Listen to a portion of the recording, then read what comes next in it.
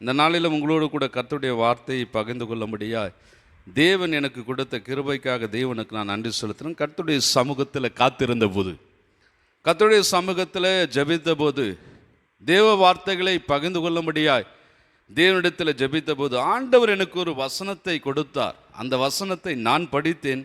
அது என்னை மிகவும் மிகவும் என்னை எப்படி சொல்கிறதுனா, அந்த வசனத்தை வாசித்த உடனே மிகுந்த ஒரு சந்தோஷத்தையும், என்னை நானே ஆராய்ந்து பார்க்கவும், என்னை நானே நான் நிதானித்து பார்க்கவும் அந்த வசனம் என்னை உந்து தள்ளினது. அந்த வசனத்தையே கொண்டு இன்றைக்கு மையமாக உங்களோடு கூட கர்த்தருடைய வார்த்தை கொடுப்பதற்கு நான் ஆயத்தமாக இருக்கிறேன். ஜெபித்து வந்திருக்கிறேன், நீங்களும் ஜெபித்து வந்திருப்பீர்கள்.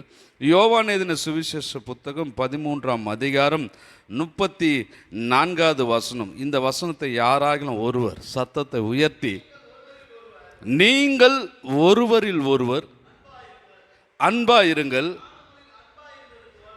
நான் உங்களில் அன்பாய் இருக்கிறது போல நீங்களும் ஒருவரில் ஒருவர் அன்பாயிருங்கள். இந்த கடைசி பகுதி பாருங்க, ஆண்டவர் அழுத்தமாக சொல்றாரு, நான் உங்களில் அன்பாய் இருக்கிறேன், நான் உங்களிடத்தெல்லாம் அன்பாய் இருக்கிறேன், உங்களிடத்தில் நான் அன்பாய் இருக்கிறது போல நீங்களும் ஒருவரில் ஒருவர் அன்பாயிருங்கள். ஹல்லேலூயா. நீங்களும் ஒருவரில் ஒருவர் அன்பு உள்ளவர்களாக இருங்கள் என்று சொல்லி ஆண்டவராகிய இயேசு கிறிஸ்து இதை தம்முடைய சீஷர்களுக்கு அவர் மரிக்க போவதற்கு இரவுக்கு முன்பாக ஒரு பந்தியை ஆயத்தப்படுத்தி, இயேசு சாமி பாருங்க, ராபோஜன பந்தியை ஆயத்தப்படுத்தி எல்லாருடைய சீடருடைய கால்களையும் கழுவுகிறாரு. சீசருடைய கால்கள் எல்லாம் கழுவி, அப்போ அவங்க கேட்குறாங்க, ஆண்டவரே நீங்கள் ஏன் பாதத்தை கழுவலாமா அப்படின்னு சொல்லி சீசர்கள் கேட்குறாங்க. அப்போ ஆண்டவர் சொல்கிறாரு, நான் கழுவாவிட்டா, நான் உங்களை கழுவாவிட்டா நீங்கள் சுத்தமாக மாட்டீங்க, நான் கழுவுனா மாத்திரம்தான் நீங்கள் சுத்தம் ஆவீர்கள் என்று சொல்லி ஆண்டவர் சொன்னபோது, அப்போ பேதுரு சொல்கிறாரு, என் கேலை மாத்திரமல்ல அப்பா, என் சரீரம் முழுவதும் என்ன பண்ணுங்க, கழுவுங்க என்று சொல்லி பேதுரு தன்னை ஆண்டவரிடத்தில் ஒப்பு கொடுக்கிறதை அந்த இடத்துல பார்க்க. என் அன்புக்குரியவர்களே, இந்த இடத்துல அந்த ராபோஜன பந்தியில் ஆண்டவர் கொடுத்ததான வார்த்தை, சீசர்களை பார்த்து அவர்கள் அமர்ந்திருக்கிற அந்த நேரத்தில் அவர் சொன்னதான வார்த்தை, நான் உங்களிடத்தில் அன்பாக இருக்கிறேன்பா, உங்களிடத்தில் அன்பாக இருக்கிறேன். என்றைக்காவது உங்களிடத்தில் நான் கோபப்பட்டு இருக்கிறேனா? என்றைக்காவது ஒரு நாள் உங்களை நான் சண்டை போட்டுருக்கிறேனா? என்றைக்காவது ஒரு நாள் உங்களோடு கூட நான் வாக்குவாதம் பண்ணியிருக்கிறேனா? என்றைக்காவது ஒரு நாள் உங்களை நான் மறந்துருக்கிறேனா? என்றைக்காவது ஒரு நாள் உங்களை நான் வெறுத்திருக்கிறேனா? அல்லது என்றைக்காவது ஒரு நாள் உங்களை நான் தனிமையாக விட்டுருக்கிறேனா? சொல்லுங்கள் அப்படின்னு கேட்கும்போது அவங்க பதில் சொல்வதற்கு வாய்ப்பே இல்லை. அப்போ நான் உங்களிடத்தில் எப்படி இருக்கிறேன்? அன்பாக இருக்கிறேன். எல்லா சூழ்நிலையிலும் எல்லா நிலைமையிலும் நான் என்ன பண்ணுறேன்? உங்களை நேசிக்கிறேன். நீங்களும் என்ன பண்ணுங்க, ஒருவரிடத்தில் ஒருவர் என்ன பண்ணுங்க, அன்பாக இருங்கள் என்று சொல்லி ஆண்டவர் அங்கே ஆலோசனையாக கொடுக்கல. அது ஆலோசனையாக கொடுக்கல, ஒரு ஆலோசனையாக கொடுக்கல, அதை கட்டளையாக கொடுக்கிறாரு.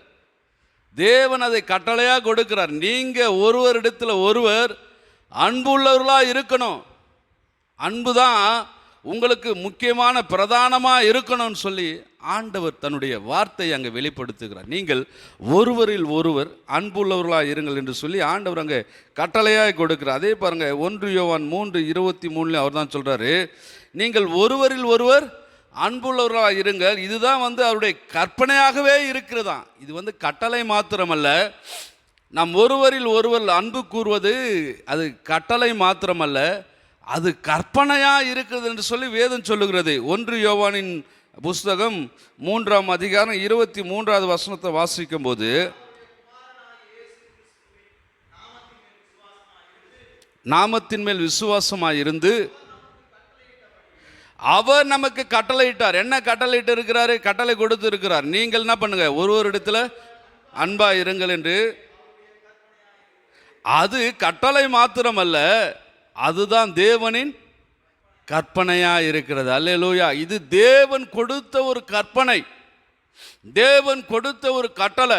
10 கட்டளை சொல்கிறோம்ல, 10 கட்டளை நமக்கு எல்லாருக்கும் தெரியும். அந்த 10 கட்டளை நாம் கேட்கல, 10 கட்டளை நமக்கு தெரியும். ஆண்டவர் மோசே மூலமாய் கொடுத்த 10 கட்டளையை நமக்கு தெரியும். அந்த கட்டளையில் ஒரு கட்டளை இருக்கிறது. என்ன கட்டளை என்று சொன்னால், லேவியரின் புஸ்தகம் எடுத்து வாசித்து பாருங்க, 19ஆம் அதிகாரம் 18வது வசனம் வாசிங்க. லேவிய ராகமத்தின் புஸ்தகம் 19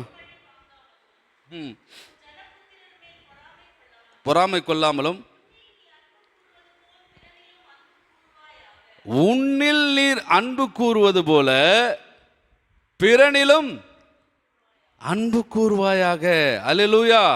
ஆண்டவர் சொல்றாரு, நீங்கள் ஒருவரில் ஒருவர் அன்புள்ளவர்களாக இருங்கள் என்று சொன்னாரு. இந்த கட்டளையானது தேவன் கொடுத்த ஒரு கட்டளை, தேவன் கொடுத்த ஒரு கற்பனை. இந்த கற்பனை கர்த்தர் கொடுத்தது, மனுஷர்களால் ஏற்படுத்தப்பட்ட கட்டளை அல்ல, கற்பனை அல்ல. இது தேவனே கொடுத்தது. நீங்கள் ஒருத்தரிடத்தில் ஒருத்தர் அன்பாக இருங்க. அப்போ இதை தான் இயேசு சாமியும் அவருடைய ஊழிய நாட்களில் தம்முடைய சீசர்களோடு அடிக்கடி சொன்ன வார்த்தை. யோவான் இந்த புஸ்தகத்தில் நம்ம வாசிக்கும் போது 15வது அதிகாரம் 12வது வசனம் 17வது வசனத்தை வாசித்து பாருங்க. அங்கே மீண்டும் மீண்டுமாய் தம்முடைய சீசர்களை பார்த்து ஆண்டவர் சொல்லுகிற வார்த்தை. யோவான் இந்த சுவிசேஷ புத்தகம் 15ஆம் அதிகாரம் 12வது வசனத்தை வாசிங்க. நான் உங்களில் அன்பா இருக்கிறது போல. அல்லேலூயா, அல்லேலூயா. இயேசு சாமி சொல்றாரு பாருங்க, மீண்டும் மீண்டுமாய் அதை வலுவுறுத்தி சொல்றாரு. என்ன சொல்றாருன்னா, நான் உங்களில் அன்பா இருக்கிறது போல நீங்கள் என்ன பண்ணுங்க, ஒருவரில் ஒருவர் அன்பா இருங்கள். அதே அதிகாரம் 17வது வசனம் வாசிங்க. நீங்கள் ஒருவரில் ஒருவர் அன்பா இருக்க வேண்டும் என்று இவைகளை உங்களுக்கு கற்பிக்கிறேன். ஆண்டவர் கற்பிக்கிறார். அவர் கட்டளை மாத்திரமல்ல, அது கற்பனை மாத்திரமல்ல, ஆண்டவர் நமக்கு கற்பிக்கிறார், போதிக்கிறார். எதை போதிக்கிறார்னா, இயேசுடைய சத்தியங்கள், இயேசுடைய பிரசங்கங்கள் எல்லாமே அன்பை குறித்து தான். அன்பை குறித்து தான் அவர் சொல்றாரு. தேவன் கொடுத்த கட்டளை என்ன? என்ன பண்ணு, ஒருவரை ஒருவர் நேசிக்க கற்றுக்கொள்ளுங்க. இதை தான் ஆண்டவர் மீண்டும் மீண்டுமாய் தன்னுடைய சீசர்களுக்கு சொல்கிறார். அப்பா நீங்கள் அன்பாக இருங்கப்பா, அன்பாக இருங்க, நீங்கள் அன்புள்ளவர்களாக இருங்க என்று சொல்லி ஆண்டவர் சொல்கிறார். அதே கட்டளையை பாருங்கள், இயேசு கிறிஸ்து தன்னுடைய ஊழிய நாட்களில் தன்னுடைய சீசர்களுக்கு சொல்கிறாரு. மத்தேயு எழுதின சுவிசேஷம் 22ஆம் அதிகாரம் 38வது வசனம் 39வது வசனத்தை நம்ம வாசிக்கும் போது, நீ உன் தேவனாகிய கர்த்தரிடத்தில் உன் முழு இருதயத்தோடும், ஆமாம் 37வது வசனம் வாசிக்கிறோம். அவனை நோக்கி, உன் தேவனாகிய கர்த்தரிடத்தில் உன் முழு இருதயத்தோடும், உன் முழு ஆத்துமாவோடும், உன் முழு மனதோடும் அன்பு கூறுவாயாக. இது முதலாம் பிரதான கற்பனையாயிருக்கிறது. இதற்கு ஒப்பாயிருக்கிற 2ஆம் கற்பனை என்னவென்றால், உன்னிடத்தில் அன்பு கூறுவது போல பிறனிடத்திலும் அன்பு கூறுவாயாக. அல்லேலூயா. இயேசு கிறிஸ்து அதான் சொல்றாரு, கற்பனைப்பா, இது கட்டளையப்பா, நீ உன்னிடத்தில் அன்பு கூறுவது போல பிறனிடத்தில் என்ன பண்ணு, அன்பு கூறு. அப்புறம் தொடர்ந்து அந்த வசனத்தில் 40வது வசனம் வாசிக்கிறோம். இவ்விரண்டு கற்பனைகளிலும், அல்லேலூயா, வேதம் முழுவதும் அடங்கி இருக்கிறதா. எதுல? நீ தேவனிடத்தில் அன்பு கூர்ந்து மனிதரிடத்தில் அன்பு கூறுகிற பத்தியா, இந்த கட்டளை, இந்த கற்பனையை நீ கை கொள்ளும் போது இந்த முழு வேதமும் அதில் தான் அடங்கி இருக்கிறது. அல்லேலூயா. நியாயப்பிரமாணம் முழுவதும் என்ன பண்ணுதான், இதில் அடங்கி இருக்கிறது. அல்லேலூயா. இதே வார்த்தையை தான் பாருங்க பவுல் தன்னுடைய ஊழியத்தில் அவர் சொல்றாரு. பவுலும் கூட இதே தான் சொல்றாரு. ரோமர் எழுதின நிருபத்தில் 13ஆம் அதிகாரம் 8வது வசனத்தை 9வது வசனத்தை நம்ம வாசிக்கும் போது பவுலை இதை தான் மீண்டுமா என்ன பண்ணுறாரு, அழுத்தம் திருத்தமாக மீண்டுமா அதை தான் சொல்கிறாரு. ரோமர் எழுதின நிருபம் 13ஆம் அதிகாரம் 8வது வசனம் 9வது வசனத்தை வாசிப்போமா.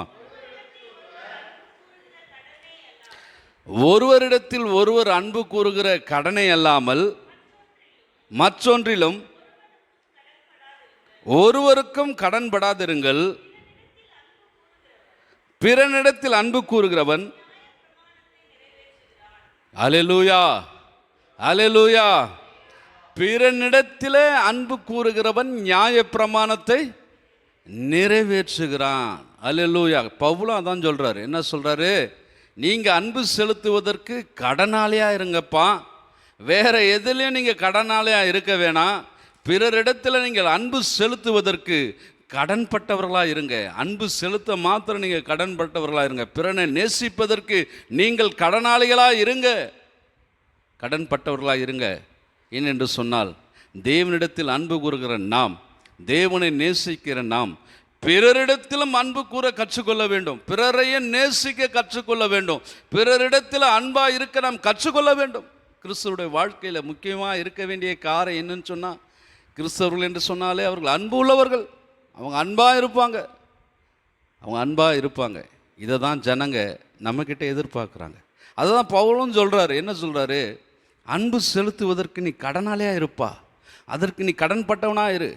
பிறரிடத்தில் அன்பு செலுத்துவதற்கு நீ தாமதம் செய்யாத, அன்பு செலுத்த நீ ஜாக்கிரதை உள்ளவனாக இருன்னு சொல்லி அவர் சொல்ல. அதே பாருங்கள், யாக்கோபு தன்னுடைய நிருபத்தில் எழுதுகிறார் பாருங்கள். யாக்கோபின் புஸ்தகம், யாக்கோபின் நிருபம் 2ஆம் அதிகாரம் 8வது வசனத்தை நம்ம வாசிக்கும் போது அங்கே அவர் சொல்கிறார் பாருங்க.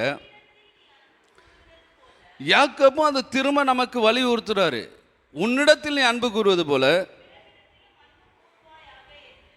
பிறனிடத்திலும் அன்பு கூறுவாயாக. அல்லேலூயா, அல்லேலூயா. ஆக மொத்தத்தில் வேதத்தில் எல்லாரும் சொல்கிற காரியம் என்ன அப்படின்னு சொன்னால், நீ உன்னிடத்தில் அன்பு கூறுவது போல பிறனிடத்திலும் அன்பு கூறுவாயாக. அல்லேலூயா. நாம் அன்பு கூறுவதற்கு கடனாளிகளாக இருக்கணும்.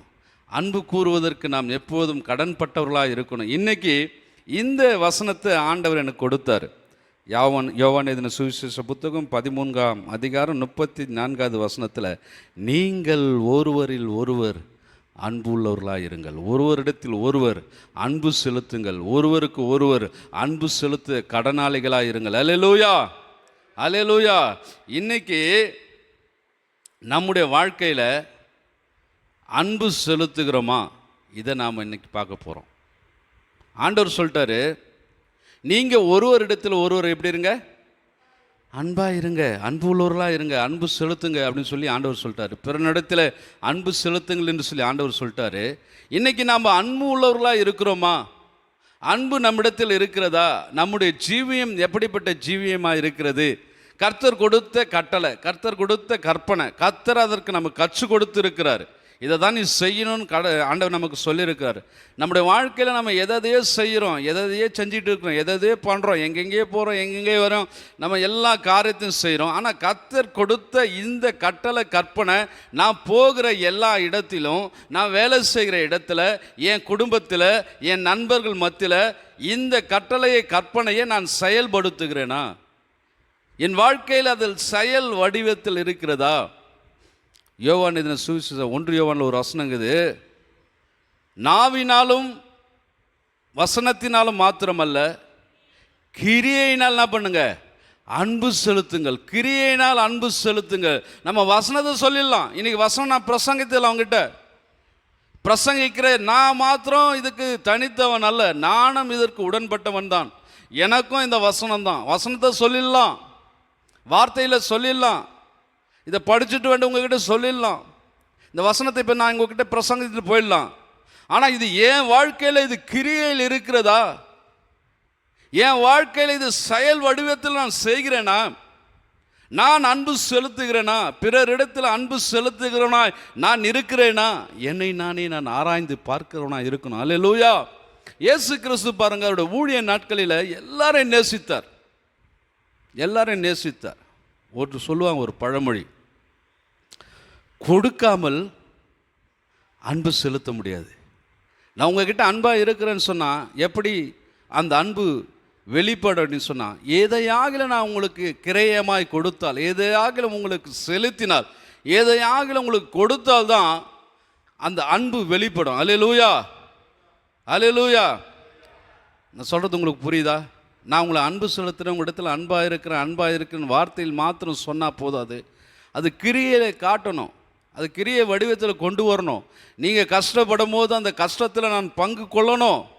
நீங்கள் கண்ணீர் வடிக்கும் போது அந்த கண்ணீருக்கு நான் பங்குள்ளவனாக இருக்கணும். அழாத, ஏன் அழுற, உன் கஷ்டம் என்ன விசாரிக்கணும். அதுதான் உண்மையான அன்பு. நீ பசியாக இருக்கும்போது அது பசியை போக்கக்கூடியவனாக இருக்கணும். அல்லேலூயா. இயேசு கிறிஸ்து பாருங்க, அவர் வாழ்ந்த நாட்களில் என்னை பின்பற்றுங்கள், என்னை போல் மாறுங்கள் என்று சொன்னார். அவர் பாருங்க, இந்த உலகத்தில் வாழும்போது எல்லாரையும் நேசிக்கிறவராக இருந்தார், எல்லாரிடத்திலும் அன்பு செலுத்துகிற தேவனாக இருந்தார். நம்ம வாசிக்கிறோம். எதில் வாசிக்கிறோம் அப்படின்னு சொன்னால், மத்தேயு எழுதின சுவிசேஷ புத்தகம் 4வது அதிகாரம் 23வது வசனம் 24வது வசனத்தை நம்ம வாசிப்போமா? மத்தேயு எழுதின நடந்து அவருடைய ஜெப ஆலயங்களில் உபதேசித்து ராஜ்யத்தின் சுவிசேஷத்தை பிரசங்கித்து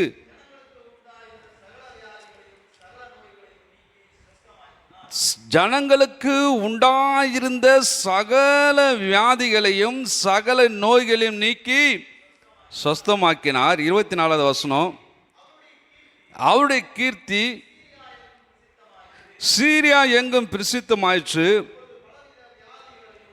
அப்போது பலவித வியாதிகளையும் வேதனைகளையும் அடைந்திருந்த சகல பிணியாளிகளையும் பிசாசு பிடித்தவர்களையும் சந்திர ரோகிகளையும் திமிர்வாதக்காரரையும் அவரிடத்தில் கொண்டு வந்தார்கள். அவர்களை சொஸ்தமாக்கினார். அல்லேலூயா. இயேசுவின் அன்பு பாருங்க, இயேசு செலுத்தின அன்பு பாருங்க, இயேசு கிறிஸ்து அவர் செய்த காரியம் பாருங்க. அவரிடத்தில் வந்தவர்களை ஒருவரையும் அவர் புறம்பே தள்ளவில்லை. அல்லேலூயா. எத்தனை பேர் அவரை தேடி வந்தாங்களோ அத்தனை பேர் மீதும் அன்பு செலுத்தி அவர்களுக்கு இருந்த கஷ்டங்களை என்ன பண்ணாராம்? நீக்கினார் என்று சொல்லி வசனம் சொல்லுகிறது. அவர்களுக்கு இருந்த பிரச்சனைகளை ஆண்டவர் மாற்றினார் என்று சொல்லி இங்கே வேதத்தில் சொல்லப்பட்டிருக்குது. அவரை தேடி திரளான ஜனங்கள் வந்தாங்க. இன்னைக்கு நாம கூட பாருங்க, ஒரு சில நேரங்களில் நம்முடைய அன்பு எப்படிப்பட்ட அன்பாக இருக்கிறதுனா, ஒரு மாயமான அன்பாக இருக்கிறது. ஏன் இது உங்களுடைய வாழ்க்கை அனுபவத்தில் இருக்குமா என்னன்னு எனக்கு தெரியல. ஒரு கிறிஸ்மஸ் டைமில் பாருங்கள், ஒரு பண்டிகை நாட்களில் நம்முடைய அன்பு யார் மேலே இருக்கும் அப்படின்னா, நம்முடைய பிள்ளைகள் மேலே இருக்கும், நம்முடைய மனைவிகள் மேலே இருக்கும், நம்முடைய குடும்பத்தார் மீது இருக்கும். நம்ம யாரை நேசிக்கிறோமோ அவங்க மீது தான் நம்முடைய அன்பு இருக்கும்.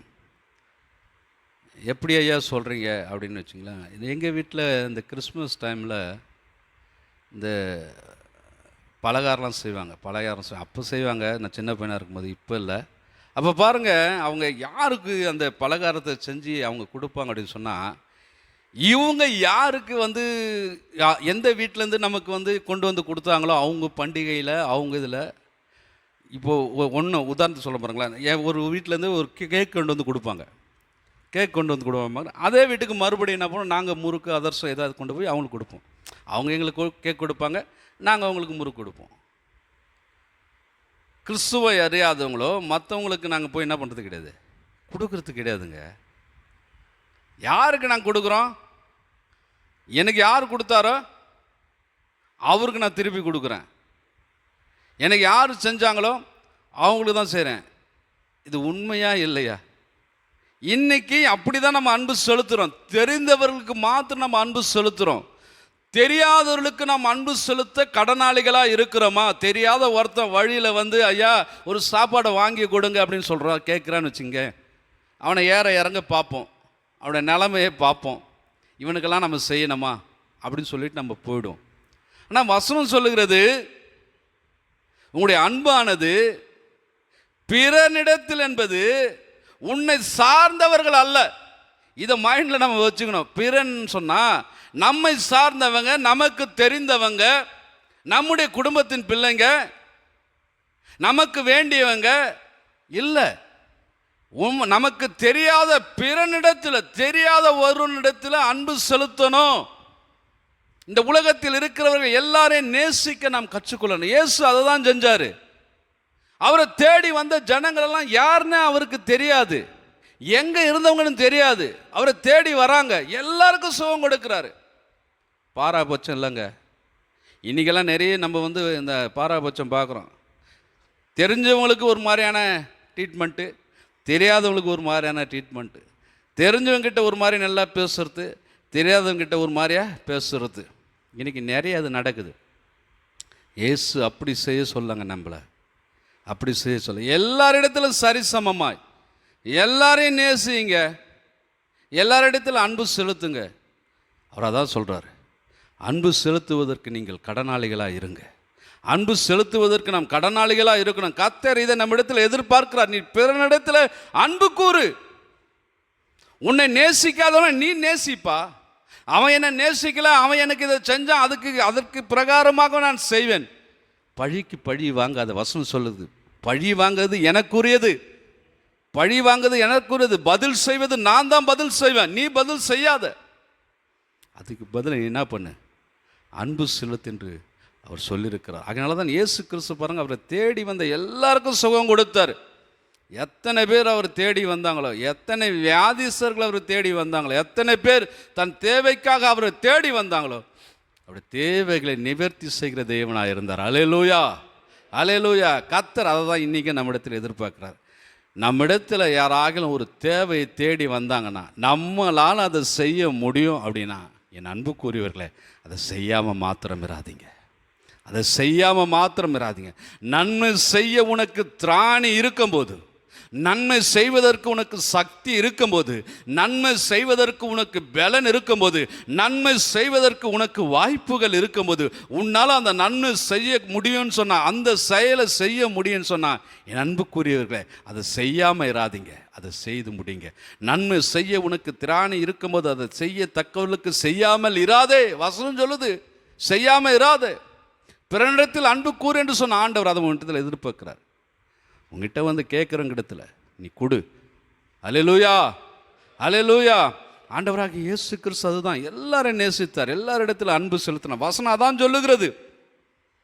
அதே மத்தேயு எழுதின சுவிசேஷம் பாருங்கள், 20ஆம் அதிகாரம் 28வது வசனத்தை நம்ம வாசிக்கும் போது ஆண்டவர் அங்கே சொல்கிறாரு, மனுஷகுமாரன் இந்த உலகத்தில் எதுக்கு வந்தாராம்? மனுஷகுமாரனும் ஊழியம் கொல்லும்படி வராமல் ஊழியம் செய்யவும் அநேகம் மீட்கும் பொருளாக தம்முடைய ஜீவனை கொடுக்கவும் வந்தார். அல்லேலூயா. அவர் ஊழியம் கொல்லும்படி வரலங்க, அவர் எதுக்கு வந்தார்? ஊழியம் செய்ய வந்தாருங்க. இன்னைக்கு நிறைய பேர் ஊழியம் கொள்றாங்க. ஊழியம் கொள்றது என்ன தெரியுமா? வேலை வாங்குறது. இவங்க ஒரு வேலை செய்ய மாட்டாங்க, இவங்க ஒன்றுமே செய்ய மாட்டாங்க. மற்றவங்கள என்ன பண்ணுவாங்க? வேலை வாங்குவாங்க. மற்றவங்கள வேலை வாங்கிறது மாத்திரமல்ல, மற்றவங்களை குற்றப்படுத்துகிறவர்களாகவும் மற்றவர்களை குறை சொல்லுகிறவங்க தான் இன்றைக்கி நிறைய பேர் இருக்கிறாங்க. ஆனால் ஆண்டவர் சொல்கிறார் பாருங்க, நான் ஊழியம் கொல்லும்படி வரலப்பா, ஊழியம் செய்கிறதுக்காகவும் அநேகரை மீட்பதற்காகவும் இந்த உலகத்தில் அன்பு செலுத்தும்படியாய் வந்தேன். இன்றைக்கி குடும்பத்தில் கூட பாருங்கள், அன்பு செலுத்த வேண்டிய நாம, செயல் வடிவத்தில் காட்ட வேண்டிய நாம, முதலாவது நம்முடைய குடும்பத்தில், நம்முடைய நண்பர்கள் மத்தியில், நம்ம இருக்கிற இடத்துல நாம் முதல்ல முன்மாதிரியாக இருக்கணும். முன்மாதிரியாக இருக்கணும். குடும்பத்து மக்கள் எல்லார் இடத்துல அன்பு செலுத்துவர்களாக இருக்கணும். குடும்பத்தில் இருக்கிற எல்லார் இடத்துல அன்பு செலுத்துவர்களாக இருக்கணும். மனைவிக்கு எந்த விதத்தில் எந்த காரியத்தில் நாம் அன்பு செலுத்த வேண்டியமோ அந்த விதத்தில் அந்த காரியத்தில் அன்பு செலுத்தி தாங்க ஆகணும். அன்பு செலுத்தி தான் ஆகணும். ஊழியக்காரர்களாக இருக்கலாம், அல்லது பிஸ்னஸ் பண்ணலாம், அல்லது எந்த வேலையினாலும் இருக்கலாம், எதனாலும் இருக்கலாம். தன் மனைவிக்கு கொடுக்க வேண்டிய அந்த கனத்தை நம்ம கொடுத்து ஆகணும். பிள்ளைகளுக்கு கொடுக்க வேண்டிய கனத்தை கொடுத்து ஆகணும். பெற்றோருக்கு கொடுக்க வேண்டிய கனத்தை கொடுத்து ஆகணும். அன்பு உள்ளவன் செய்ய வேண்டிய காரியங்கள். நாம் அன்பு செலுத்துகிறோம், அன்பு செலுத்துகிறோம். வசனத்தினால் மாத்திரம் அல்ல, உதட்டினால் மாத்திரம் அல்ல, வார்த்தையினால் மாத்திரம் அல்ல, அதை கிரியையினால் செயல் வடிவத்தில் கொண்டு வர வேண்டும் என்று சொன்னால், குடும்பத்தில் இருக்கிற நாம யாரிடத்தில் நாம் அன்பு செலுத்த வேண்டுமோ அவரிடத்தில் அன்பு செலுத்த வேண்டும்.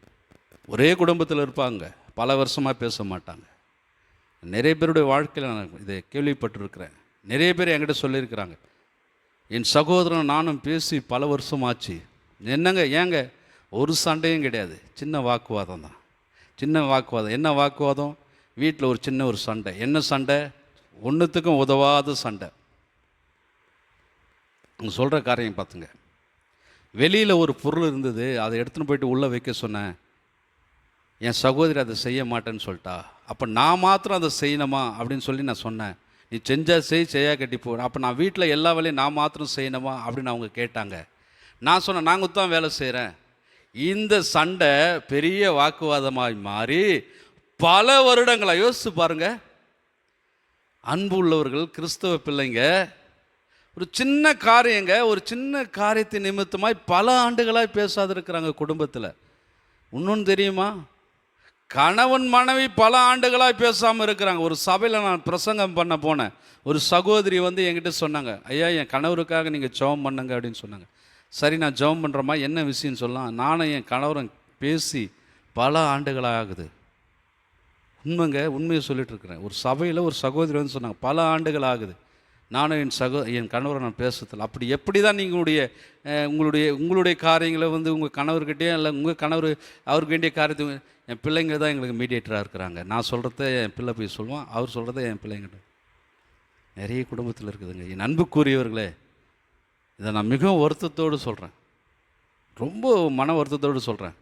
கிறிஸ்தவர்கள் ஆகிய ஆண்டவருடைய பிள்ளைகள் ஆகிய நமக்கு விரோதமாக ஒரு காரியம் செஞ்சால் உடனே மன்னிக்கிறவர்களாக இருக்கணும். ஆண்டவருக்கு நம்ம கற்றுக் கொடுத்துருக்கிற காரியம் என்ன தெரியுமா? நம்ம எப்படி இருக்கணும்னு ஆண்டவர் விரும்புகிறா தெரியுமா? எடுத்து வாசிப்போம், நேரம் கடந்து போயிட்டே இருக்கிறது. லூக்கா எழுதின சுவிசேஷ புத்தகம் 6ஆம் அதிகாரம் 35வது வசனத்தை வாசிங்களேன். ஆண்டவர் சொல்கிறாரு, நீ பிறனிடத்தில் அன்பு கூறுகிற என் அன்பு மகனே மகளே, அன்பு சகோதரனே சகோதரியே, நீ எப்படி தெரியுமா இருக்கணும்? நீ பிறனிடத்தில் அன்பு கூறுகிற அப்படின்னு சொன்னால் உன் வாழ்க்கையில் இருக்க வேண்டிய மிக முக்கியமான குணநலங்கள், முக்கியமான குணம் என்ன அப்படின்னு சொன்னால் வாசிப்போமா. ஆண்டவர் சொல்கிறாரு, தன் சத்துருக்களை சிநேகிங்கள். சத்துருக்களை சிநேகிக்க முடியுமா? ஆனால் ஆண்டவர் சொல்கிறார் சிநேகிக்க சொல்கிறாரு. நமக்கு சத்துரு நமக்கு எதிராக இருக்கிறான், நம்ம வேலையை கெடுத்துட்டான், நம்முடைய குடும்பத்தை கெடுத்துட்டான், நம்முடைய சமாதானத்தை கெடுத்துட்டான், நம்ம போகிற வழிகளை பலரை நமக்கு எதிர்ப்பாக எழுப்பி விட்டுட்டான், பலரை நமக்கு பலவிதமான காரியங்களை பேசும்படியாக தேவையில்லாத வார்த்தைகளை சொல்லி நம்முடைய பேரை கெடுத்துட்டான், நம்முடைய வாசனையை கெடுத்துட்டான். பல ஆண்டுகளாய் நாம் கட்டி வைத்திருந்த பலவிதமான வேலைகளை என்ன பண்ணிட்டான், உடைச்சி போட்டு நம்முடைய வாழ்க்கையை சின்ன பின்னமாய் மாற்றி போட்டுட்டான். இப்படிப்பட்ட நிலைமையில் நம்ம இருப்போம். நம்மளுடைய சத்துருக்கள் உடனே நம்முடைய நினைவுக்கு இப்போ வரும். யாரெல்லாம் சத்துரு பாருங்கள், நம்முடைய வாழ்க்கையில் நமக்கு செஞ்ச காரியங்களை யோசித்து பாருங்கள். அவங்க செஞ்சதெல்லாம் ஏன் ஜீவன் போகிற வரையும் அவன் முகத்தில் நான் முழிக்கவே மாட்டேங்க அப்படிலாம் சொல்லுவோம். உண்மைதாங்க, அவ்வளோ பண்ணியிருப்பாங்க நமக்கு. நம்ம ஒன்றுமே பண்ணியிருக்க மாட்டோம். தேவையில்லாமல் நம்முடைய வாழ்க்கையில் இடைப்பட்டு பலவிதமான கஷ்டங்களையும் பலவிதமான தொல்லைகளையும் பலவிதமான உபத்திரவங்களையும் நம்ம யோசிப்போம். நைட்டும் பகலுமாக யோசிப்போம், ஏன் இதை இவர் செய்கிறாரு கண்டுபிடிக்கவே முடியாதுங்க. நம்ம என்ன பண்ணோம், என்ன குற்றம் பண்ணோம், என்ன தப்பு பண்ணோம் கண்டுபிடிக்கவே முடியாது. ஒன்றுமே பேசலையே, ஒன்றுமே செய்யலையே, ஆனால் ஏன் இப்படி மாறுவாங்க. ஆனால் அந்த சத்துருவையும் ஆண்டவர் சொல்கிறார், நேசிக்க சொல்கிறார். நம்ம என்ன நினைக்கிறோம், அவன் முகத்தை இனிமேல் நான் பார்க்கவே கூடாதுங்க, அவன் இருக்கிற பக்கம் நான் போகவே கூடாதுங்க, அவன் வலதுபுறம் போனால் நான் இடதுபுறம் போயிடுவேன், அவன் மேற்கு போனால் நான் கிழக்கு போயிடுவேன், அவன் பக்கமே அவன் வாசனையே எனக்கு வேணாங்க அப்படி நாம் சொல்கிறோம். பார்த்தீங்களா, அந்த சத்துருவை ஆண்டவர் சொல்கிறாரு நீங்கள் நேசிங்கன்னு சொல்கிறாரு. அவ்வளோ ஒரு கடினமான உபதேசம்ல. ஆண்டவர் சொல்கிறாருங்க, உன் சத்துருக்களை நேசிங்க, உன் சத்துரு பசியாக இருந்தால் அவனுக்கு என்ன பண்ணு, ஆகாரம் கொடுன்னு சொல்கிறாரு. ஆண்டவர் சொல்கிறாரு, பிறனிடத்தில் அன்பு கூறுகிற நீயும் நானும் ஆண்டவர் நம்மிடத்தில் எதிர்பார்க்குற உன் சத்துருக்களை சிநேகிங்கள், உன் சத்துருக்களை சிநேகிங்கள். உனக்கு யாரெல்லாம் இன்றைக்கி சத்துருவாக இருக்கிறாங்களோ அவங்களெல்லாம் சிநேகிங்கள், அவங்களெல்லாம் நேசிங்க. ஆண்டவர் சொல்கிறாரு, நான் அவனை பழி வாங்குவோம்பா, அவனுக்கு என்ன செய்யணுமோ அதை நான் செய்வேன். ஆனால் நீ என்ன பண்ணாத, பழி வாங்க நினைக்காத, நீ அவனை குற்றப்படுத்த நினைக்காத, அதற்கு மாறாக நீ ஒன்று செய். பிறனிடத்தில் அன்பு கூறுகிற நீ உன் சத்துருவை முதலாவது சிநேகிக்க கற்றுக்கொள். இன்றைக்கி நம்ம யாரெல்லாம் சத்துருவாக நினைக்கிறோமோ அவங்களெல்லாம் ஏசப்பா அவங்களெல்லாம் நான் நேசிக்கிறேன் ஆண்டவரே, அவங்களெல்லாம் நேசிக்கிறேன் ஆண்டவர். அவங்க எனக்கு செஞ்ச காரியங்கள் நிறைய ஆயிரம் கூட கிடையாது, லட்சம் கணக்கில் கோடி கணக்கில் செஞ்சுருக்கிறாங்க. அதையெல்லாம் மறந்து அவங்கள நான் நேசிக்கிறேன் ஆண்டவரே, அவங்கள நான் ஆண்டவர் சொல்லியிருக்கிறார்ல.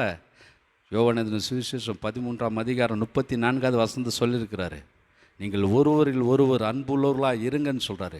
நம்ம அன்பு உள்ளவர்களாக இருப்போம் என்று சொன்னால் முதலாவது நம்ம சத்துருக்களை சிநேகிக்க கற்றுக்கொள்வோம். இன்றைக்கி யாரெல்லாம் நமக்கு சத்துருவாக இருக்கிறாங்களோ, யாரெல்லாம் நமக்கு எதிராக இருந்தாங்களோ, யாரெல்லாம் நம்மை வஞ்சித்தாங்களோ, யாரெல்லாம் நம்ம மேலே பொறாமையாக இருந்தாங்களோ, யாரெல்லாம் நம்ம மேலே எரிச்சலாக இருந்தாங்களோ அவங்க மேலே நாம் எல்லாம் எப்படி இருப்போம், அன்புள்ளவர்களாக இருப்போம். சிநேகமாக இருப்போம். வசனம் சொல்லுகிறது, எபிரேயரின் புஸ்தகம் 13வது வசனம் 13ஆம் அதிகாரம் 1வது வசனத்தில் சகோதர சிநேகிதம் நிலைத்திருக்க கடவுது. அல்லேலூயா. சகோதரன் நேசிப்பதற்கு நாம் கடனாளிகளாய் மாத்திரமல்ல, அதில் நம்ம நிலைச்சிருக்கணும். சத்துருவை சிநேகிக்க கற்றுக்கொள்ளுங்க. 2வது பாருங்க, அதே அதிகாரத்தில் நம்ம வாசிக்கிறோம், கைமாறு கருதாமல் கடன் கொடுங்கள். அல்லேலூயா. 2வது சொல்றாரு, கைமாறு கருதாம கடன் கொடுங்க. அதுக்கு அர்த்தம் என்னங்க? நான் கொடுத்தேன்னா அவர் எனக்கு திருப்பி கொடுத்துருவார். அப்படி கொடுக்காதீங்க, அப்படி கொடுக்காது. நான் ஒரு 100 ரூபா கொடுத்தேன்னா அந்த 100 ரூபாய் அவர் என்ன பண்ண எனக்கு திருப்பி கொடுத்துருவாரு அப்படின்னு கொடுக்காதீங்க. அப்போ எப்படி கொடுக்கணுங்க? எப்படி கொடுக்கணும்? அவர் எனக்கு திருப்பி தரமாட்டார், அந்த எண்ணத்தோடு கொடுக்கணும். ஒருத்தர் வந்து கடன், அதுக்காக லட்சக்கணக்கில் கடத்தை எடுத்து கொடுத்துட்டு அவர் எனக்கு திருப்பி தரவேணா அப்படின்ல. இந்த கடன் எது தெரியுமா? பணத்தை குறித்து சொல்லலை, அன்பை குறித்து. அல்லேலூயா. உடனே நம்முடைய கற்பனையெல்லாம் வேறு யார்கிட்டயாவது போயிட்டு கடன் வாங்கிட்டு அவங்ககிட்ட சொல்லலாம். கைமாறு கருதாமல் ஆண்டவர் கடன் கொடுக்க சொல்லியிருக்கிறாரு, எனக்கு நீ கடன் கொடுத்துட்டு ஏன் திருப்பி கேட்குற? அப்படி போயிட்டு தப்பெல்லாம் கேட்டுறாதீங்க. பாவம், அவர் வறுமையில் எவ்வளோ கஷ்டத்தில் சேர்த்து வச்சுருப்பார். உடனே போயிட்டு அதை வாங்கிட்டு நம்ம ஆண்டவர் இப்படி சொன்னார்ல. இல்லை, அன்பு செலுத்துவதில் அவங்க திருப்பி நம்மிடத்தில் அன்பு செலுத்துகிறாங்களோ இல்லையோ, திரும்பவும் நம்ம நேசிக்கிறாங்களோ இல்லையோ, ஆனால் நாம் நேசிக்கிறவர்களாக இருப்போம். அல்லேலூயா. நாம் அன்பு செலுத்துறவர்களாக இருப்போம். அல்லேலூயா. இதை தான் ஆண்டவர் நமக்கு சொல்கிறார், உன் சத்துருவை சிநேகிப்பா, உன் சத்துருவை சிநேகிங்க, கைமாறு கருதாமல் அன்பு செலுத்துங்க. நம்முடைய பிள்ளைங்க நமக்கு துரோகம் பண்ணியிருக்கலாம், நம்முடைய உறவுகள் நமக்கு துரோகம் பண்ணியிருக்கலாம், நம்ம நேசித்தவங்களாம் நமக்கு விரோதமாக காரியங்களை செய்திருக்கலாம். அதெல்லாம் மறந்துட்டு, அதெல்லாம் நம்ம நினைவில் வைக்காமல், அவங்க திரும்பி நம்மிடத்தில் அன்பு செலுத்துவாங்கன்னு நம்ம அன்பு செலுத்தாமல், அவங்க அன்பு செலுத்தாமல் போனாலும் சரி, அவங்க எனக்கு நன்மை செய்யாமல் போனாலும் சரி, நான் அவர்களை நேசிப்பேன், நான் அவர்களிடத்தில் அன்பாக இருப்பேன் என்று சொல்லி அவனுடைய சமூகத்தில் நம்ம ஒப்பு கொடுக்கலாம் இருக்கணும். அல்லேலூயா. 2வது ஒரு காரியம், கைமாறு கருதாமல். ஆமாம், அன்பு என்கிற கடன், அன்புக்கே கடனே அல்லாமல் வேறொன்றுக்கும் கடன் படாது இருங்கள் என்று சொல்லி பவுல் சொல்லியிருக்க. இந்த வசனத்தை மனசில் வச்சுக்கோங்க, புரியுதா? ஆமாம், ஆண்டவரே கடன் கொடுக்க சொல்லியிருக்கிறாரு, கடன் வாங்க சொல்லியிருக்கிறாரு. அதனால் நான் போயிட்டு கடன் வாங்குவேன் அப்படின்னு சொல்லிட்டு போயிட்டு கடன் வாங்குவதற்கு முயற்சி பண்ணாதீங்க. ஒரு சூழ்நிலை வந்தாலும் சரி, அந்த சூழ்நிலையில் ஆண்டவருடைய சமூகத்தில் ஜெபம் பண்ணுங்க. ஆண்டவர் தேவைகளை சந்திக்க வல்லவராக இருக்கிறார். எலியாவை போஷித்த தேவன், கேரித்து ஆற்றில் போய் எலியா ஒழிஞ்சிட்டு இருக்கிறாரு. அங்கே ஆற்று தண்ணீர் வற்றி போச்சு, எல்லாம் வற்றி போச்சு. சொல்கிறாரு சாரிபாத்துக்கு போகணுன்னு சொல்கிறாரு. சாரிபாத்தில் போகும்போது அங்கே ஒரு விதை என்ன பண்ணுறாங்க, விறகு போட்டுக்கிட்டு இருக்காங்க. ஏன் விறகு பொறுக்கிறாங்க? பஞ்சத்தில் கொஞ்சோண்டு மாவுக்குது, அந்த மாவை நான் என்ன பண்ண போகிறோம், அடை செஞ்சு சாப்பிட்டு நானும் என் பிள்ளையும் செத்து போக போகிறோம் அப்படின்னு சொல்கிற ஒரு முடிவோடு அது செய்கிறாங்க. ஆனால் அந்த சாரிபாத் விதவையை கொண்டு தான் எலியாவை போஷித்தார். அல்லேலூயா. எலியாவை மாத்திரமல்ல, அந்த சாரிபாத்தையும் சாரிபாத்துடைய குடும்பத்தையும் ஆண்டவர் போஷிக்க வல்லவர். ஆமேன். நம்முடைய தேவைகளை அவர் சந்திக்க வல்லவராக இருக்கிறார். ஆகினால என்னுடைய தேவைக்காக நான் பிறனிடத்தில் போய் கடன் வாங்கும், அந்த கடன் ஆண்டவர் சொல்லலை. ஆண்டவர் உன் தேவைகளை சந்திக்க வல்லவராக இருக்கிறார். உன் தேவைகளை ஆண்டவர் நிவர்த்தி செய்ய வல்லவராக இருக்கிறார். எந்த விதத்தில், எந்த சூழ்நிலை குறைபட்டு இருக்கிறாயோ, எந்த விதத்தில் நீ குறைவானவனாக இருக்கிறாயோ, கர்த்தர் உன் குறைவுகளை நிறைவாக்க அவர் போதுமான தேவனாய் இருக்கிறார். உன் குறைகள் எல்லாவற்றையும் நிறைவாக்கி உன்னை நடத்துகிற தேவனாய் அவர் இருக்கிறார். அதை கர்த்தர் மேலே வச்சுருவோம். கர்த்தர் மேல் உன் பாரத்தை வைத்து விடு, அவர் பார்த்துக்கொள்வார். அதற்கு மாறாக நாம் கடன் படணும். எதற்கு? அன்பு செலுத்துவதற்கு கடன்பட்டவர்களாக இருக்கணும். ஆமேன், ஆமேன். தேவன் நம்ம மீது அன்பு செலுத்தியிருக்கிறார். அவர் எப்படி அன்பு செலுத்தினாராம்? யோவான் எழுதின சுவிசேஷ புத்தகம் 3ஆம் அதிகாரம் 16வது வசனத்தில் வாசிக்கிறேன். தேவன் தம்முடைய ஒரே பேரான குமாரனை விசுவாசிக்கிறவன் எவனோ அவன் கெட்டு போகாமல் நித்திய ஜீவனை அடையும்படிக்கு அவரை தந்தருளி இவ்வளவாய் உலகத்தில் அன்பு கூர்ந்தார். பாருங்க, தன்னுடைய ஜீவனை கொடுப்பதற்கும் தயாராயிட்டார். தன் ஜீவனை கொடுப்பதற்கும் தயாராயிட்டார். அதை தான் ஆண்டவர் நம்மிடத்தில் எதிர்பார்க்கிறார். அதை தான் ஆண்டவர் நம்மிடத்தில் எதிர்பார்க்கிறார். நம்மை எதிர்ப்பவர்களோடு நாம் எதிர்க்க வேண்டாம். நம்மிடத்தில் சண்டையிடுவர்களோடு நாம் சண்டையிட வேண்டாம். நம்மோடு வாக்குவாதம் பண்ணுவர்களோடு வாக்குவாதம் பண்ண வேண்டாம். அதெல்லாம் விட்டுடுங்க, அதெல்லாம் விட்டுடுங்க. கர்த்தர் பார்த்துக்கொள்வார். நம்ம ஒன்றே ஒன்று கற்றுக்கொள்ளணும், ஒன்றே ஒன்று, எல்லாரிடத்துல நான் அன்பு செலுத்துவேன். ஆண்டவர் அதான் சொன்னார், அடிக்க வந்தாலும் மறு கன்னத்தை திருப்பி காட்டு. இந்த கன்னத்தை வச்சிட்டானா சரிப்பா, இந்த கன்னத்தை அடிச்சிட்டு போ. அப்போ என்ன அர்த்தம்னா, நம்முடைய அன்பை நம்ம வெளிப்படுத்தணுங்க. நான் சொல்லுவேன், பாஸ்டர்ஸ்லாம் காரில் போயிட்டு இருந்தோம். போகும்போது எதிர ஒரு பைக்காரன் வந்தான். அப்போது நடு ரோட்டில் கார் நிறுத்தியாச்சு. போகிறதுக்கு வழியில் பின்னாடி ஒரு பைக்காரன், முன்னாடி ஒரு பைக்காரன் வரான். 2 பைக்காரனை வரும்போது இவன் வந்து நின்ட்டான், அவனும் வந்து நின்ட்டான். இப்போ வந்து இவனும் போக முடியாது, அவனும் போக முடியாது. இங்கே வந்து எங்களுடைய கார்லாம் நின்றுட்டுருக்கு. அப்போது அந்த முன்னாடி இருந்த பைக்காரன் சொன்னான், சார் கொஞ்சம் கார் அப்படி உள்ளலாம் நீங்கள். ஏய் போட, தப்பாக நினச்சிக்காதீங்க. அவர் சொன்னது வந்து நியாயமான காரியம் தான். எங்கே நடு ரோட்டில் என்ன பண்ணுறீங்க, வண்டியை நிறுத்தி வச்சுட்ருக்கீங்க. நடு ரோட்டில் வண்டியை நிறுத்தி வச்சுட்ருக்கீங்க. நாங்கள் போகிறதுக்கு ரொம்ப இடைஞ்சலாக இருக்குது. நீங்கள் அப்படி தள்ளி போனீங்களா நாங்கள் பாட்டுன்னு போவோம்ல. நீங்கள் வண்டி நிறுத்தி கொஞ்சம் ஓரமாக நிறுத்தி, இது நியாயம் தானே? இது நியாயம்தான், நியாயமான ஒரு காரியம்தான். அந்த நியாயமான காரியத்தை அந்த மனுஷன் கேட்டபோது இந்த மனுஷன் சொல்கிறாரு பாருங்க, ஏய் போடா, வேலையை பார்த்துட்டு போடா, எங்களுக்கு தெரியாதா வந்துட்ட அப்படின்னு. அதுக்கு அந்த ஆள் என்ன தான் சொல்லிட்டு போனார், என்ன பெரிய ரவுடியா யாரை கேட்குறாரு, நீ பெரிய ரவுடியா? இந்த வார்த்தை வந்து பாருங்க, அன்பு செலுத்துவதற்கு சும்மா ஒன்றில் வழியில் யாருன்னே தெரியாது, கொஞ்சம் நம்ம செஞ்ச தப்பை நமக்கு உணர்த்தி காட்டுறாரு. ஐயா கொஞ்சம் ஓரம் போங்கண்ணா, அதை நம்மளால் என்ன பண்ண முடியல, ஏற்றுக்க முடியல, நம்மளால் வந்து சகிக்க முடியல, நம்மளால் அது வந்து இவன் என்ன நம்மளை சொல்கிறது அப்படின்ற ஒரு மனநிலைமைக்கு இங்கே நிறைய பேர் போகிறாங்க. ஆண்டவர் பாருங்கள், நம்மலாம் வந்து எப்படிப்பட்டவன்னு கூட அவர் யோசிக்கலை. நம்முடைய நிலைமையெல்லாம் அவருக்கு தெரியும். நம்மலாம் எப்படிப்பட்ட பாவிங்க, எப்படிப்பட்ட அக்கிரமக்காரங்க, எப்படிப்பட்ட அநியாயக்காரங்க. நம்ம செஞ்ச செயலெல்லாம் கொஞ்சம் திரும்பி யோசித்து பாருங்களேன். ஐயோ நான் ஒரு சில நேரத்தில் யோசிப்பேங்க, அப்பா இப்படியெல்லாம் என்னுடைய சிறு பிராயத்திலேருந்து இந்நாள் வரையும் யோசிப்பேன் பாருங்க. அப்படி நான் படுத்து யோசித்துன்னு வச்சுக்கோ, ஐயோ என்ன நானே நெஞ்சில் அடிச்சுக்குவேன், கன்னத்தில் அடிச்சுக்குவேன் ஓங்கி. இதெல்லாமா நான் செஞ்சேன், இதெல்லாமா நான் செஞ்சுருக்கிறேன். ஸ்கூல் படிக்கும்போது வேலைங்க, ஸ்கூல் படிக்கும்போது செய்கிற காரியங்கள், வாலிப பிராயத்தில் செஞ்ச காரியங்கள், நான் யோசித்த காரியங்கள், சிந்தித்த காரியங்கள், இதெல்லாம் யோசிக்கும் போது ஐயோ எனக்குள்ளே இப்படிப்பட்ட குணங்கள் இருந்திருக்கிறத, எனக்குள்ளே இப்படிப்பட்ட காரியங்களை நான் சிந்தித்து இருக்கிறேனே, இப்படிப்பட்ட செயல்களை செஞ்சிருக்கிறேனே, இவ்வளோ ஒரு அருவருப்பானவனா நான் கர்த்தருடைய சமூகத்தில் நிற்பதற்கே நான் தகுதியற்றவன், அதற்கான தகுதி எனக்கு இல்லவே இல்லையே.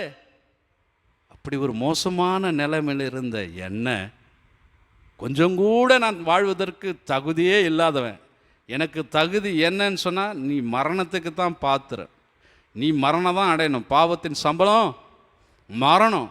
ஆனால் தேவனுடைய கிருபை வரமோ நமக்கெல்லாம் நித்திய ஜீவனை கொடுக்கிறது. அல்லேலூயா.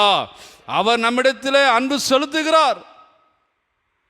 அதுதான் ஆண்டவர் நமக்கு இன்றைக்கு கற்றுக் கொடுக்கிறார். பிறனிடத்தில் நாம் அன்பு செலுத்துவோம். அந்த அன்பானது எப்படிப்பட்டதாக இருக்கணும்னு சொன்னால், சத்துருக்களை சிநேகிக்கிற அன்பாக இருக்கணும். ஏதி கொள்ளுங்க, முதலாவது நாம் சத்துருக்களை சிநேகிக்கிற மக்களாய், சத்துருக்களை சிநேகிக்கிற கிறிஸ்தவர்களாய், சத்துருக்களை சிநேகிக்கிற தேவ பிள்ளைகளாய் நாம் இருக்கணும். யார்கிட்டயாவது சண்டை போட்டிருக்கிறோமா, யார்கிட்டயாவது வம்பு இழுத்துருக்கிறோமா, யார்கிட்டயாவது போய் வாக்குவாதம் பண்ணியிருக்கிறோமா? நீங்கள் செஞ்சுருக்க மாட்டீங்க. ஆனால் இருந்தாலும் நான் சொல்கிறேன், யாருக்கு விரோதமாக எந்த காரியமாவது நாம் செய்திருக்கிறோமா, ஆண்டவர்கிட்ட மன்னிப்பு கேட்டு அந்த மனுஷனோடு ஒப்புரவாகும். அல்லேலூயா. அவரை நேசிங்க.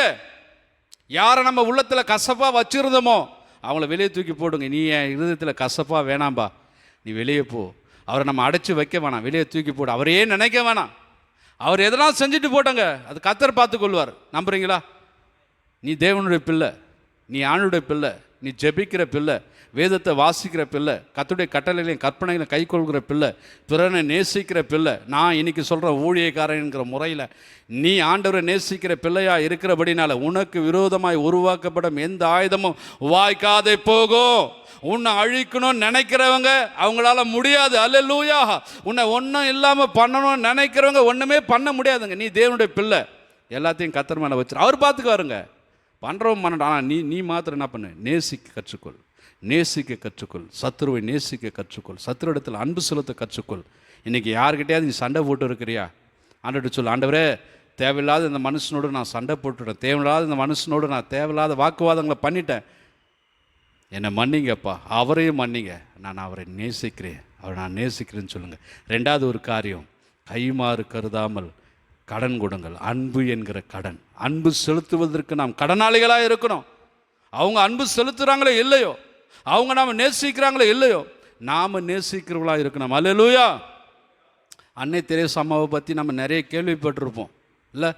தன்னுடைய ஆசிரமத்தில் இருக்கிற தன்னுடைய பிள்ளைகளுக்காக, குஷ்டரோகிகளுக்காக பிறரிடத்தில் போயிட்டு என்ன பண்ணாங்களாம், நன்கொடை கேட்டாங்களாம். என்னுடைய ஆசிரமத்தில் இருக்கிற பிள்ளைகளுக்கு உணவு கொடுப்பதற்கு, மருந்து மாத்திரை வாங்குவதற்கு தேவையான பண உதவியில் நீங்கள் கொடுங்கன்னு சொல்லி அவங்க கை நீட்டி கேட்கும்போது, அந்த கல்கத்தா பகுதியில் ஒரு ஐஸ்வர்யான் செல்வம் என்ன சொன்னாராம், கார் என்ன பண்ணிட்டாராம், கையை நீட்டும் போது துப்பிட்டாராம், காரி துப்பிட்டாராம். அப்போ அவங்க சொன்ன வார்த்தை என்ன தெரியுமா, நம்மளெல்லாம் ஒரு வார்த்தை சொன்னால் நம்மளாம் தாங்க, அவங்க சொன்ன வார்த்தை பாருங்க, அந்த கையை என்ன பண்ணாங்க, தொடச்சிட்டாங்களாம். தன்னுடைய கையை தன்னுடைய துணியில் தொடச்சிட்டு, இது எனக்கு, என் பிள்ளைங்களுக்கு ஏதாவது கொடுங்களேன். அல்லேலூயா. அவங்களுடைய அன்பு பாருங்கள், என் பிள்ளைங்களுக்கு ஏதாவது கொடுங்களேன், என் ஆசிரமத்தில் இருக்கிற என் பிள்ளைகளுக்கு ஏதாவது கொடுங்களேன், எனக்கு கொடுத்ததை நான் வாங்கிட்டேங்க, என்னை காரி துப்பி நீங்கள் அது வாங்கிட்டேன், அதெல்லாம் நான் ஒரு பொருட்டாகவே நினைக்கல, என் பிள்ளைங்களுக்கு ஏதாவது கொடுங்க. என் அன்பு கூறியவர்களே, தேவனுடைய அன்பு அது தாங்க. நமக்கு விரோதமாக யார் எது பேசினாலும், அவங்க அன்பு செலுத்தினாலும் அன்பு செலுத்தாமல் போனாலும், நாம் அன்பு செலுத்துவர்களாக இருக்கணும். அல்லேலூயா. கர்த்தர் அதை நம்மிடத்தில் எதிர்பார்க்கிறார், நாம் அன்பு செலுத்துவர்களாக இருக்கணும். தொடர்ந்து அந்த வசனத்தை வாசிப்போமா? கைமாறு கருதாமல் கடன் கொடுங்கள், அப்பொழுது உங்கள் பலன் மிகுதியாக இருக்கும். அல்லேலூயா, அல்லேலூயா. இப்போ நீங்கள் யாருடைய பிள்ளைங்க, யாருடைய பிள்ளைங்க? சத்தமாக சொல்லுங்க. உன்னதமானவர் யாரு? அல்லேலூயா, அல்லேலூயா. நீங்கள் உங்களுடைய சத்துருக்களை சிநேகிக்கும் போது, கைமாறு கருதாமல் நீங்கள் அன்பு செலுத்தும் போது, அன்புக்கு கடனாளிகளாக இருக்கும்போது, நீயும் நானும் தேவனுடைய பிள்ளைகளாக இருக்கிறோம். அவருடைய பிள்ளைகளுக்கு ஒரு குறைவும் கிடையாது. அல்லேலூயா. சிங்க குட்டிகள் தாட்சி அடைந்து பட்டினியாய் கிடக்கும். கர்த்தரை தேடுகிற பிள்ளைகளுக்கு ஒரு நன்மையும் குறைவுபடாது. இந்த நேரத்தில் கர்த்தருடைய வார்த்தை உனக்கு புறப்பட்டு வருகிறது. நீ அன்பு செலுத்தும் போது, அன்பு செலுத்த நீ கடனாளியா இருக்கும்போது, கர்த்தருடைய பிள்ளையாய் நீ மாறுகிறாய். அவருடைய பிள்ளையா நீ மாறுறம்மா, அவருடைய பிள்ளைகளுக்கு ஒரு நாளும் குறைவே வராது, அவருடைய பிள்ளைகளுக்கு ஒரு நாளும் தீங்கு வராது, அவருடைய பிள்ளைகளுக்கு ஒரு நாளும் துக்கம் வராது. நம்ம உலக பிரகாரமாக தகப்பனாக தாய்களாக நாம் இருக்கிறோம். நம்முடைய பிள்ளைங்களை அழுடன்னு பார்த்துட்டு இருப்போமா?